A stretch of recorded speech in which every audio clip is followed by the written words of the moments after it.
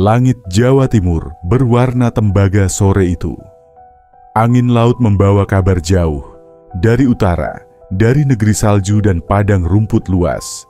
Sang Kaisar Kubilai Khan murka. Utusannya kembali dengan wajah tercabik, tanda penghinaan dari seorang raja yang jauh di selatan, Raja Kertanegara dari Singhasari. Tak ada yang menghina Kubilai Khan dan hidup untuk menyesalinya, bisik sang kaisar di balai runghan balik, matanya tajam seperti baja.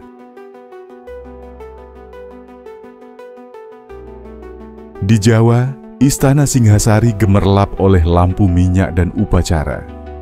Tapi di balik kemegahan, badai sedang tumbuh.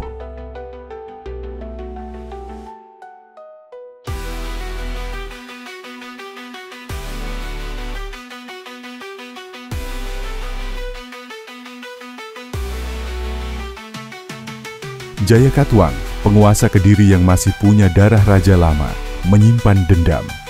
Ia menganggap Kertanegara terlalu angkuh, terlalu jauh memperluas kekuasaan. Ketika pasukan utama Singhasari dikirim ke luar Jawa, Jaya Katuang bergerak diam-diam. Malam itu Singhasari terbakar. Teriakan, api dan denting logam memenuhi udara. Kertanegara berdiri di balai rungnya. Darah mengalir dari luka di lengannya. "Aku mati sebagai raja," katanya tenang, sebelum tombak musuh menembus dadanya. Kerajaan Singhasari pun runtuh. Dari reruntuhan istana, Raden Wijaya, menantu Kertanegara, melarikan diri bersama pengikut setia. Mereka bersembunyi di hutan tarik, sebuah tanah liar di tepi Sungai Brantas. Di sana, ia menanam bendera kecil, bukan dari sutra, tapi dari niat baja. "Dari tanah ini, kita akan menebus kehormatan yang hilang," katanya pada Nambi dan Lembu Sora, sahabat setianya. Tahun berganti, ombak besar muncul di pantai Tuban. Ratusan kapal raksasa berlabuh, layar mereka putih seperti salju. Pasukan Mongol tiba. Wajah mereka keras, mata mereka dingin seperti baja beku.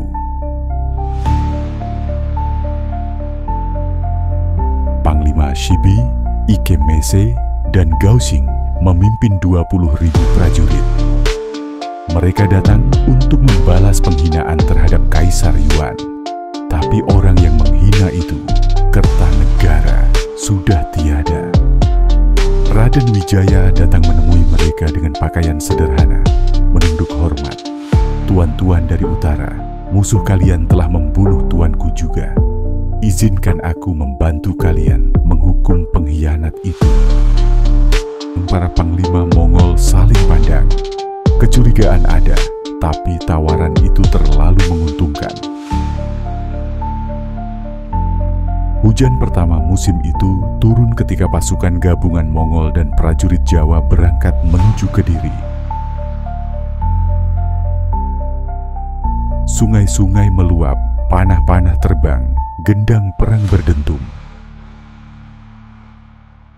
Jaya Katuang bertahan gagah, tapi kekuatannya kalah jauh. Istana Kediri jatuh dan sang raja ditawan. Raden Wijaya menatap Jaya Katuang yang berlutut di depannya. "Engkau menumpahkan darah keluargaku. Kini nasibmu di tangan orang asing yang kau kira tak akan pernah datang ke pulau ini." Jaya Katuang menatapnya, tersenyum lemah. "Hati-hatilah dengan sekutumu, Wijaya. Api yang kau pinjam akan membakar tanganmu sendiri." Dan memang, kata-kata itu menjadi nubuat. Setelah kemenangan, Raden Wijaya meminta izin untuk kembali ke Tarik dengan alasan ingin menyiapkan upeti bagi Kaisar Kubilai. Pasukan Mongol mengizinkannya. Namun ketika mereka sedang menunggu di tepi Brantas, pasukan Wijaya berbalik arah. Dalam senja yang merah darah, mereka menyerbu pasukan Mongol yang lengah. Panah berterbangan. kuda-kuda Mongol terjungkal ke lumpur. Gendang Jawa bergema di antara pohon kelapa. Panglima Sibi berteriak memerintahkan mundur, tapi segalanya sudah terlambat. Pasukan Mongol melarikan diri ke kapal-kapal mereka, meninggalkan ratusan prajurit di pantai Jawa yang tak pernah kembali. Beberapa bulan kemudian, di atas tanah Tarik yang kini damai, Raden Wijaya berdiri menatap matahari pagi. Hari ini, aku dirikan Majapahit. Dari abu dan pengkhianatan, dari darah dan kehormatan. Biarlah dunia tahu, bangsa ini tak tunduk pada siapapun. Dan dari sanalah, lahir kerajaan besar yang kelak menguasai hampir seluruh Nusantara. Langit merah menyala di timur, sejarah pun dimulai kembali.